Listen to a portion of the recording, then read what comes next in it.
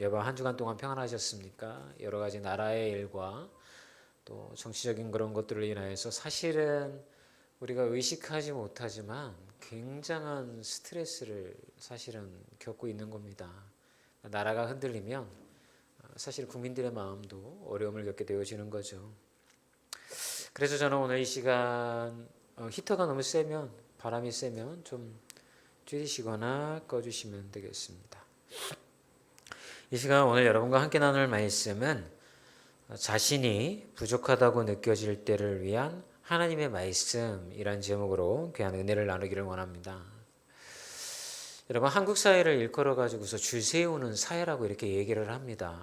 그런 이야기를 하는 이유 중에 하나는 아이들이 어떤 대학교를 졸업하느냐에 따라서 마치 그 아이가 굉장히 앞서 있는 것처럼 우리는 순위를 매긴다라고 하는 거죠. 그래서 특별히 이 한국 민족처럼, 이 한민족처럼 아이들을 어렸을 때부터 선행학습시키고 공부시키는 나라는 이 땅 가운데 맞지 않을 겁니다. 그런데 우리가 그렇게 하는 이유 중에 하나는 이 사회가 이미 우리가 살아봐 보니까 줄 세우는 사회이기 때문에 그런 거예요.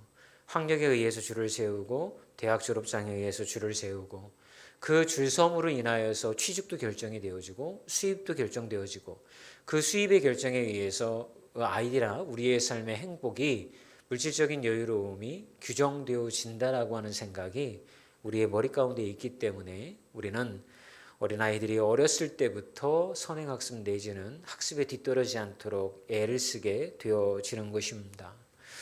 그런데 그런 아이들이 살아가면서 느끼는 건 뭘까요? 아이들이 이런 얘기를 합니다. 저는 부족해요. 할 수 있는 게 아무것도 없어요. 자라나면서 자기의 자기주도 학습이란 말을 사용을 하고 있지만 우리나라의 교육 시스템은 자기주도 학습이 이루어지는 서양에서보다는 굉장히 주입식 교육이 강한 것이 특징이기도 합니다. 그러다 보니까 이 어린아이들이 나중에 성인이 되어지고 조금 머리가 이제 자기가 생각할 수 있는 시기가 되어지면 이런 얘기를 하는 거죠. 저는 부족해요. 할 수 있는 게 아무것도 없어요. 제가 그런 걸 할 수 있을까요? 이렇게 굉장히 수동적인 말로 겸손을 가정한 표현을 많이 하는 것을 볼 수가 있습니다. 아마 여러분 스스로를 거기에 비춰보시면 충분히 이게 납득이 가실 겁니다. 여러분들은 여러분들의 삶을 살아내기에 충분한 능력을 갖고 계십니까? 아니, 질문을 바꿔보자고 한다면 여러분들은 여러분의 삶을 살아내는데 어떤 일을 시도해보고 도전해볼 때 준비가 되어 있으신가요? 누군가 이런 질문을 한다고 한다면 대부분의 우리는 이렇게 얘기를 합니다. 저는 준비가 되지 않았습니다. 저는 그만한 능력이 제게 있다고 생각하지 않습니다. 그것은 능력이 있는 사람, 머리 좋은 사람, 또 뛰어난 사람들이 해야 될 일이라고 생각을 합니다. 이렇게 하는 게 이미 우리에게 배어 있다라고 하는 것이죠. 오늘 본문을 보게 되면 여러분 한 인물이 그런 얘기를 똑같이 하고 있습니다. 그 사람의 이름은 모세입니다. 하나님이 애굽에서 이스라엘 백성을 구해내라고 하는 명령을 이야기하였을 때, 사명을 주셨을 때에 모세는 고개를 떨구면서 이렇게 얘기를 하는데 그게 3장 11절에 이렇게 표현이 되어져 있어요. 함께 말씀을 볼까요? 시작. 모세가 하나님께 아뢰되 내가 누구이기에 바로에게 가며 이스라엘 자손을 애굽에서 인도하여 내리이까.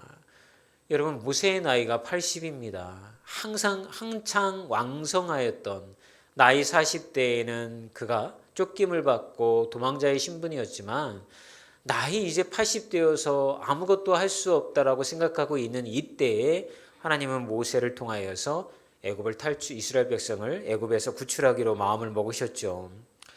그런데 모세의 답변은 현실적인 답변을 하는 거죠. 저는 능력이 없습니다, 하나님. 그런데 그런 모세의 답변에 반응을 보이는 하나님의 답변에 우리가 주목해 볼 필요가 있습니다. 하나님은 저는 할 수 없어요. 능력이 부족해요. 저는 적임자가 아닙니다. 라고 이야기하였을 때에 모세를 책망하지 않으셨다라고 하는 거예요. 오히려 그에게 이렇게 말씀하십니다. 내가 너와 함께 가겠다. 내가 너를 보냈다. 그리고 내가 너를 통해 내 뜻을 이루겠다라고 말씀하셨다라고 하는 것입니다. 자, 이제 말씀을 여러분 세 가지를 살펴볼 텐데 과연 하나님께서 모세에게 말씀하신 이 말이 어떠한 의미인지를 함께 나눠봤으면 좋겠습니다. 첫 번째, 내가 너와 함께 하겠다라고 하는 것은 부족해도 괜찮아, 하나님이 함께 하십니다 라고 하는 말이라는 거죠. 3장 12절의 말씀을 보면 이렇게 얘기를 합니다. 같이 읽어볼까요? 시작. 하나님이 이르시되 내가 반드시 너와 함께 있으리라. 내가 그 백성을 애굽에서 인도하여 낸 후에 너희가 이 산에서 하나님을 섬기리니 이것이 내가 너를 보낸 증거니라. 그때 모세가 이야기를 합니다. 11절에 뭐라고 했습니까? 내가 누구이기에 바로에게 가며 이스라엘 자손을 애굽에서 인도하여 내리까. 여러분, 모세는 지금 두려운 거예요.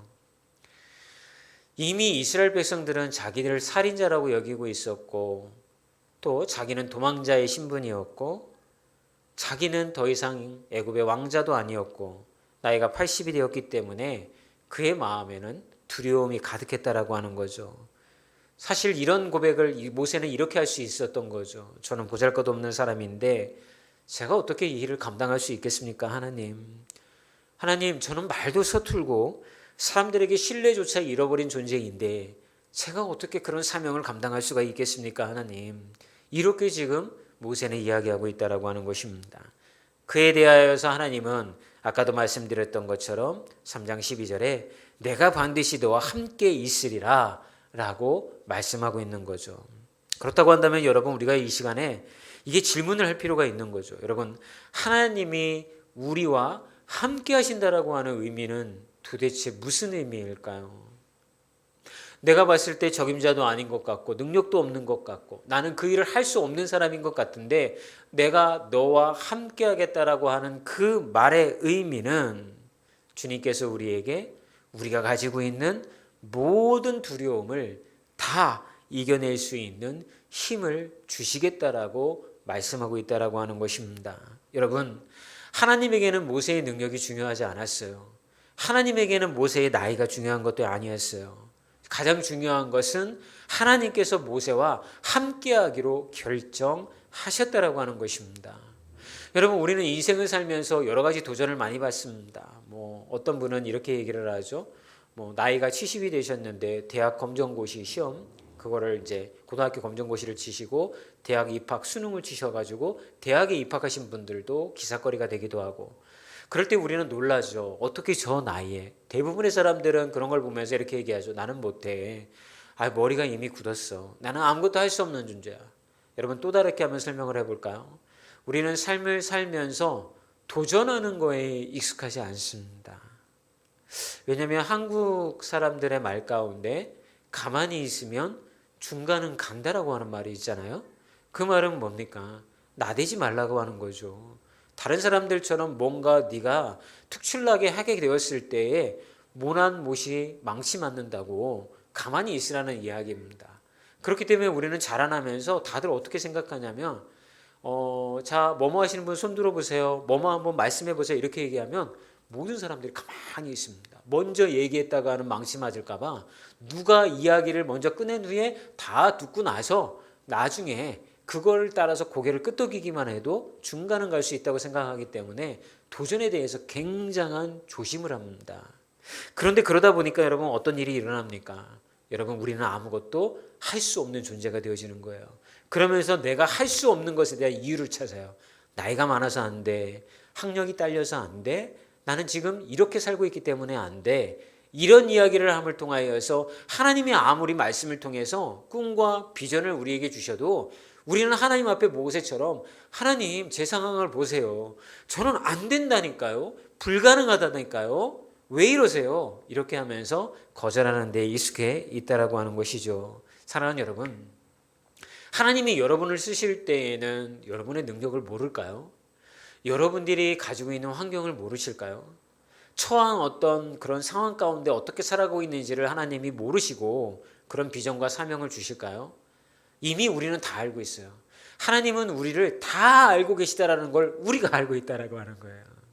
그럼에도 불구하고 우리가 하나님이 우리에게 주신 사명이나 도전을 자꾸 거절하려고 하는 이유 중에 하나는 여러분, 두려움 때문에 그런 거예요. 두려움 때문에. 그거를 감히 내가 할 수 있을까라고 하는, 하나님이 우리에게 말씀하시는 것보다 내 마음 가운데 자리 잡은 두려움이 더 크기 크게 느껴지기 때문에 감히 선뜻 그 일을 행할 수가 없게 되어진다라고 하는 거죠. 여러분 오늘 이제 찬양팀의 대부분 멤버들이 여기 앉아 계시지만 제가 이제 계속해서 그런 얘기 하잖아요. 우리 찬양팀에게는 뭐 꿈이 있습니다. 뭐 비전이 있습니다. 시골의 교회에 가서 찬양 집회도 하고 더 크게는 뭐 외국에 나가 보면 그렇게 한인교회라든가 그런 교회들이 어려운 가운데 있는데 했으면 좋겠습니다. 제가 이런 얘기하면 여러분 아멘 그렇지 우리는 그렇게 해야지. 목사님이 강대상에서 저렇게 선포하셨으니까 우리는 할 수 있어. 이런 생각이 드세요? 아니면 두 번째 목사님 현실 좀 보세요. 어떻게 우리가 그걸 할 수 있겠어요? 우리는 이렇게 작은 크지 않은 교회에서 우리는 그냥 우리끼리 좋아서 이렇게 찬양하는 건데 우리가 무슨 비전을 가지고 그런 일을 하겠어요? 여러분 솔직히 어떤 게 여러분의 마음 가운데 더 찾아드세요? 사실은 2번이죠. 여러분 그게 우리의 마음이라고 하는 거예요. 여러분 그런데 주님은 그럼 우리의 마음 가운데 뭐라고 말씀하시냐면 주님이 여러분들에게 주신 비전과 꿈이 있다고 한다면 함께 해주시겠다라고 하는 거예요. 그럼 우리는 기도로 준비하면 되는 거예요. 우리가 해야 되는 건 순종하면 되는 거예요. 그리고 그 나머지는 주님 앞에 맡기면 되는 거예요.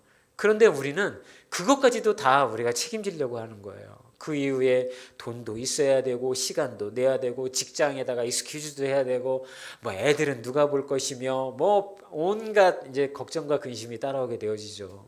그걸 몰라서 우리가 꿈을 가질까요? 아니에요. 꿈과 소망은요 그런 상황을 넘어서는 하나님의 역사를 통하여서 이루어져 가는 줄 믿습니다. 에이미카 마이클이라고 하는 아일랜드 출신의 젊은 여성이 있었어요. 이분은 아일랜드에서 태어났는데 이게 7남매 중에 첫 번째 딸로 태어난 거예요. 그런데 이 자매님이 아빠가 어렸을 때 돌아가신 거예요. 그래가지고 이제 그 어렸을 때 뭐 한참 옛날 얘기죠. 그러니까 1940년 50년대 얘기죠. 아빠가 일찍 돌아가시니까 얘가 남의 집에 식모로 간 거예요. 거기에 가서 이렇게 일을 해가지고서 뭐 끼니도 해결하고 동생들한테 뭐 월급 타가지고 보내기도 하고 뭐 이렇게 이제 삶의 그 생애를 살아왔던 거죠. 그런데 어느 날 이 자매가 한 선교사님의 집회에 갑니다. 그래서 그 집회에서 말씀을 듣는데 그분이 인도 선교사님이셨어요. 그래서 하나님이 이렇게 역사하시고 하나님은 여러분들을 사용하기를 원하십니다. 뭐 이런 막 도전을 준 거예요. 그러니까 이 자매가 나 같은 것도 하나님이 쓰시겠다고 하면 저렇게 하나님의 복음을 전할 수 있는 선교사로서 사역을 감당할 수가 있을까? 이런 고민을 하기 시작했던 거죠. 그러다가 이제 선교를 나가기로 마음을 먹었어요. 그랬더니 주변에서 뭐라고 하냐면 이 자매가 건강이 안 좋았거든요. 그러니까 계속해서 뭐라고 하냐면 너는 연약해서 안 돼. 아파서 안 돼. 그걸 머무르는 선교를 감당할 수가 없어. 그러니까 이런 말을 계속해서 듣게 되었던 것입니다. 하지만 하나님께서는 그녀가 가지고 있는 부족함에도 불구하고 놀라운 계획을 갖고 계셨던 거죠. 어쨌든 이 에이미는 일본으로 선교를 떠나게 되어집니다. 그런데 선교를 시작을 했지만 건강 악화로 인하여서 다시 귀국해야 되는 상황이 벌어지게 된 거예요. 그때 그녀는 자신이 처한 그 건강이라는 현실 때문에 낙담하게 됩니다. 정말 나는 하나님의 부르심을 감당할 수 없는 사람인가? 이런 생각을 하게 되었던 거죠. 그런데 하나님은 계속해서 그녀의 마음에 부르심을 주셨고 그곳에서 놀라운 일을 이루셨습니다. 에이미는 인도 선교사로 두 번째 선교를 출발하게 되어졌던 거죠. 그런데 인도에 가서 이 에이미가 했던 일이 뭐냐면 그 당시에 인도에는 어린아이들이 매매되어지는 그런 상황들이 아주 심각했어요. 그 아이들, 남녀 아이들이 다 어린 나이에 매매가 되어져서 뭐 힌두교라든가 이런 데로 이렇게 팔려가는 거예요. 또 일반 사람들한테 팔려가는 거예요. 그러면 이 아이들이 어떤 취급을 받았냐면 이 아이들이 성매매를 당하게 되는 거예요. 남자아이든 여자아이든 그런 데에 노출되어지게 되었던 것이죠. 그래서 이 에이미 선교사는 도나버 축복의 집이라고 하는 것을 설립을 하게 되어집니다. 그리고 55년 동안 이 매매되어지는 어린아이들을 구출하는 사역에 몸을 담게 됩니다. 이 한 여인의 헌신으로 인하여서 정말 많은 아이들이 그 열악하고 처참한 환경으로부터 구원을 받아서 정상적인 삶으로 그리고 예수님을 믿는 길로 걸어가게 되었다라고 하는 것입니다. 그때 에이미가 이렇게 말을 합니다. 하나님이 함께 하신다면 나는 부족한 자격을 뛰어넘어 그분의 사랑을 나누는 도구가 될 수 있습니다. 여러분, 우리가 가지고 있는 약함은 약함이에요. 이 약함이 강함이 될 수는 없어요. 그런데 하나님은 우리의 약함까지도 아시기 때문에 그 약함을 강하게 사용하시는 거예요. 그러므로 우리가 해야 될 것은 무엇입니까? 하나님이 나와 함께 하신다라고 하는 말씀을 꼭 붙들어야 되는 거예요. 여러분, 하나님이 여러분들 가운데 응답하실 때 어떻게 응답하십니까? 여러분들 잠자고 계신데 꿈속에 나타나서 동현아 네가 요새 이런 기도를 하는데 내가 네 음성을 들었노라. 내가 너와 함께하니 네가 그 길을 가거라. 꿈속에 나타나서 이렇게 이야기하시는 경우는 가끔 꿈 꿨다는 얘기도 있지만 여러분 별로 많지는 않습니다. 대부분의 사람들은 하나님의 음성을 들었다고 표현을 합니다. 지금까지 살아오시면서 여러분 하나님의 음성을 들으신 분이 있으면 손 들어보세요. 네, 아무도 없어요. 그죠? 근데 왜 그분들은 그렇게 표현을 하는 걸까요? 하나님의 음성을 들었다라고. 하나님은 이 시대에 우리에게 어떻게 하나님의 음성을 들려주십니까? 이 성경의 말씀을 통하여서 우리의 심령을 울리는 거예요. 그걸 우리는 하나님의 음성을 들었다라고 표현을 하는 거예요. 그러므로 여러분들이 하나님 앞에 기도하였을 때 하나님이 여러분들에게 응답하시는 방법은 하나님의 말씀을 여러분 기억 가운데 생각나게 한다든가 어느 날 읽었던 말씀이 내 마음 가운데 남아서 내 영혼을 울리게 되어진다라고 하는 거죠. 도전을 받고 그것을 인하여 비전을 향해 나아가고 싶은 마음이 계속해서 내 마음 가운데 생기게 되어진다라고 하는 거죠. 그러므로 여러분 우리가 하나님 앞에서 쓰임받는다는 거 하나님이 나와 함께 하신다라고 했을 때에 말씀을 통하여서 우리에게 그렇게 약속해 주셨으면 그게 나를 움직이게 되어지는 거예요. 그 울림이 없을 경우에는 여러분 움직이면 안 되는 거예요. 그런데 말씀이 나를 자꾸 울려요. 자꾸 내 마음이 말씀으로 기울어져요. 그리고 말씀대로 해보고 싶은 열망이 내 가운데 생겨요. 그러면 하나님이 나를 인도해 가시는 거라고 믿고 그 말씀을 붙들고 나아가는 분들이 되기를 주의 이름으로 축원합니다. 두 번째는요, 내가 너를 보낸다 라고 주님이 말씀하셨습니다. 이게 무슨 말씀이냐면 하나님이 보내셨다면 모든 것을 예비하신다라고 하는 거예요. 여러분 출애굽기 3장 10절의 말씀이죠. 이렇게 읽어볼까요? 시작. 이제 내가 너를 바로에게 보내어 너에게 내 백성 이스라엘 자손을 애굽에서 인도하여 내게 하리라. 여러분 모세가 또다시 두려움에 빠지죠. 하나님 저는 준비가 되어 있지 않아요. 말도 잘 유창하게 못해요. 그랬더니 모세야 너가 이렇게 해보고 싶다고 그래서 내가 이 일을 너에게 맡긴 게 아니야. 내가 너를 택한 거야. 보통 주님의 사역을 여러분 어떻게 합니까? 우리가 이제 신학교 다니거나 목회자들끼리 하는 농담 중에 이런 게 있습니다. 주님은 네 옆에 있는 사람을 불렀는데 자기 부르는 줄 알고 신학교로 갔다가 목회자가 됐다. 뭐 이런 얘기들도 많이 합니다. 여러분 주님이 우리를 부르셨다라고 한다면 주님에게 책임이 있는 거 아니에요? 주님이 만약 우리가 어떤 사역의 길이나 어떤 소명과 어떤 사역의 길을 우리를 인도해 가셨다고 한다면 그건 주님 책임이잖아요. 그죠?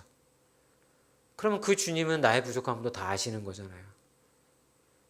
그럼 주님이 나의 부족함을 채우신다라고 하는 것이 있기 때문에 여러분 주님이 우리를 부르시는 줄 믿습니다. 그렇기 때문에 여러분들이 혹시 능력이 없는 것 같고 나는 아무것도 아닌 것처럼 느껴질 때가 있다고 한다면 여러분 그렇지 않습니다. 하나님은 이미 창세전에 여러분들을 택하시고 주의 자녀로 불러 세우셨습니다. 하나님의 자녀로 부르심을 받은 자들에게는 주님이 다 사명을 주셨습니다. 죄로 인하여 무너진 이 땅 가운데 하나님의 나라가 회복되어지고 죄로 인하여서 꺾여버린 이 땅 가운데 하나님의 뜻을 세워나가는 것입니다. 일상생활 가운데 그것이 말씀을 통해서 우리에게 이루어지는 거죠. 그러므로 우리는 누구를 의지한다고 얘기를 합니까? 하나님을 의지하고 성령을 의지한다라고 하는 것입니다. 절대 우리의 힘으로 하는 일이 아닌 것입니다. 그러므로 저는 우리 교회에 꿈이 많았으면 좋겠습니다. 우리 교회에 비전이 많았으면 좋겠습니다. 상황을 보면 그것이 안 될 것만 같은 그러한 건다 할지라도 여러분 기도로서 만약 말씀을 통해서 그런 울림이 있다고 한다면 기도에 밑거름을 놓는다고 한다면 하나님께서 분명히 그런 응답해 주실 줄 믿습니다.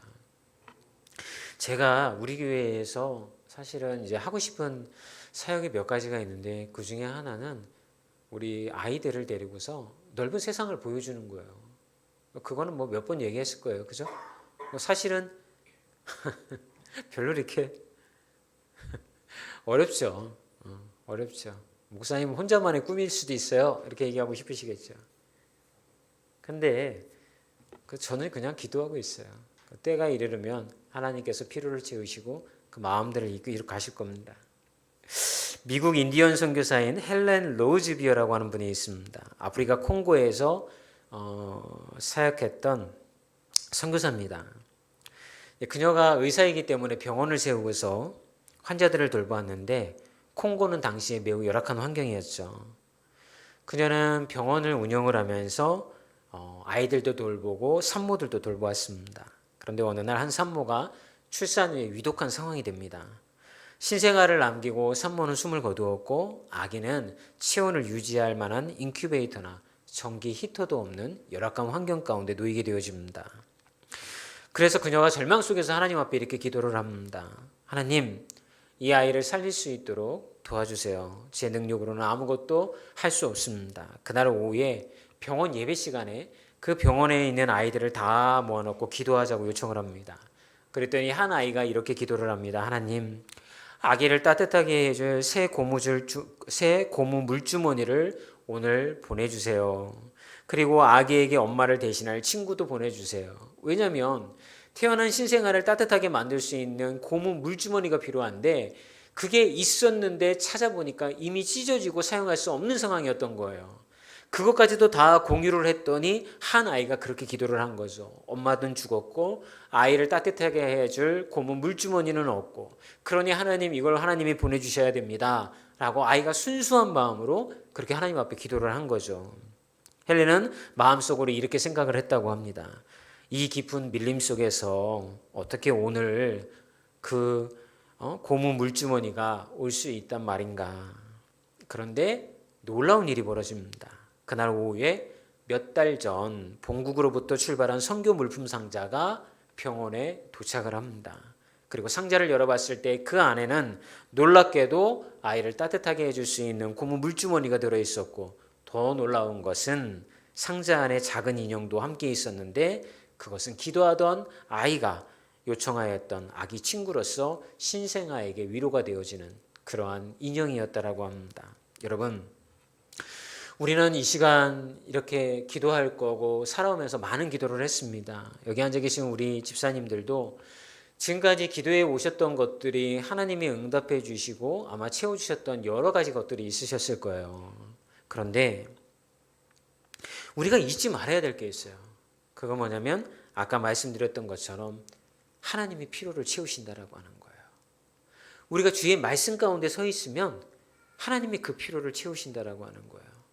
여러분이 물질의 어려움이나 아니면 여러 가지 상황 가운데 필요한 것이 있었을 때 여러분 이게 나를 위한 것인지 주의 것을 위해서 살아가려고 필요한 것인지를 잘 구분해서 이렇게 기도할 필요가 있습니다.